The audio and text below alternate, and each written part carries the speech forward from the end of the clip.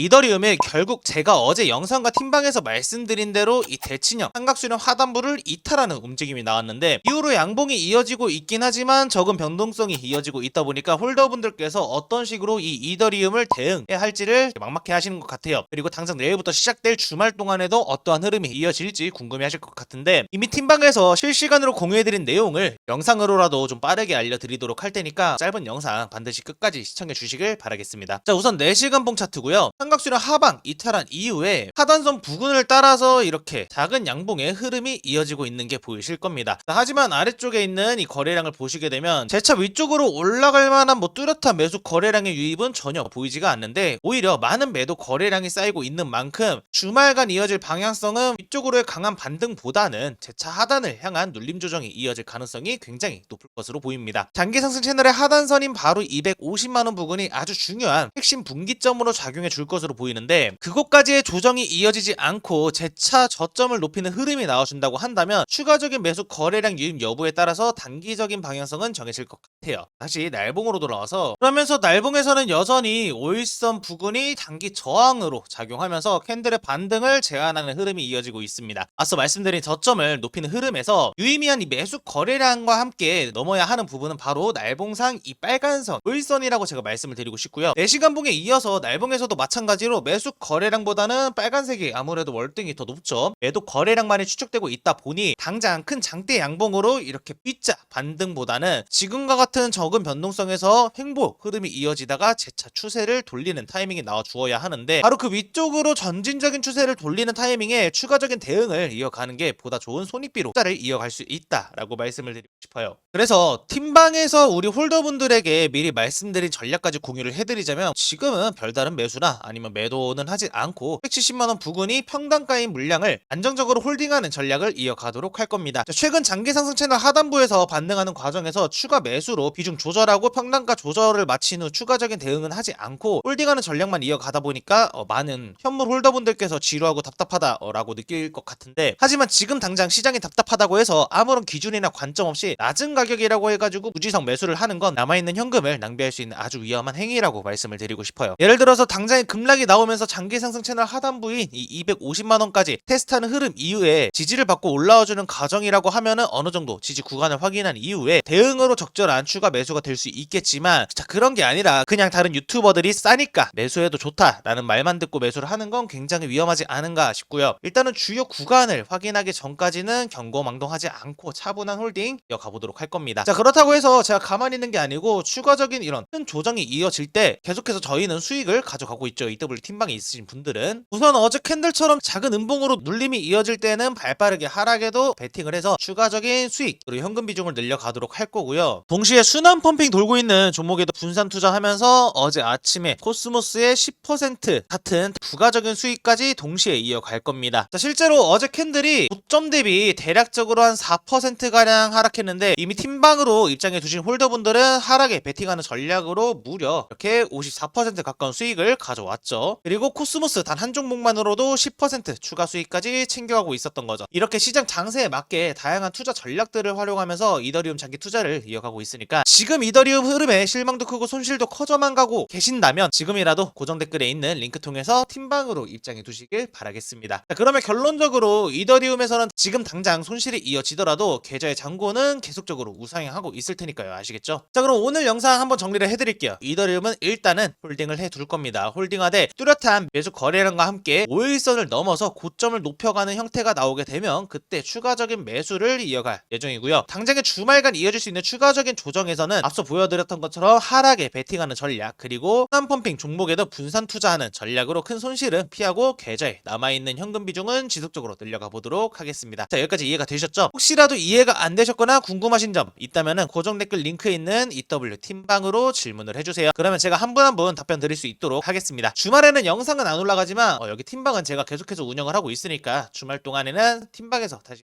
보도록 할게요. 지금까지 EW의 원이었고요. 영상 끝까지 시청해주셔서 감사합니다.